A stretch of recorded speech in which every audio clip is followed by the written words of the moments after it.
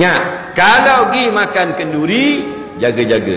Dalam kitab-kitab, jangan makan terlalu banyak. Pokoknya haram. Kerana apa?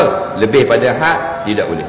Bila kita dijemput makan kenduri, mana halal kita makan. Tapi sekadar adat. Boleh tak tambah? Boleh. Sekali saja. Lebih pada sekali menyalahi adat, mesti izin tuan rumah. Jangan main-main. Ada orang pergi makan kenduri, nasi sikit tengah, lauk keliling. Ayang, daging. Macam ke jin dia. Nampak tak?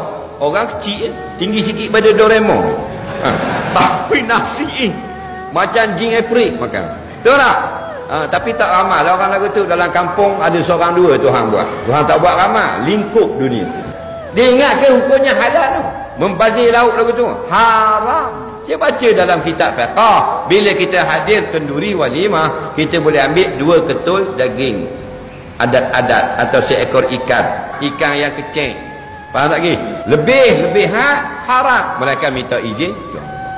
Banyak orang pergi kenduri, dia buat dosa. Contohnya orang perempuan, pandai-pandai dia pergi kat tukang masak, suruh letak dalam plastik nasi satu dengan gula apa semua, nak bawa balik satu. Hukumnya haram. Tak boleh. Kena ganti balik. Makan haram, jadi api neraka. Tak boleh. Kena minta dulu. Ramai dah orang tak minta? Ramai.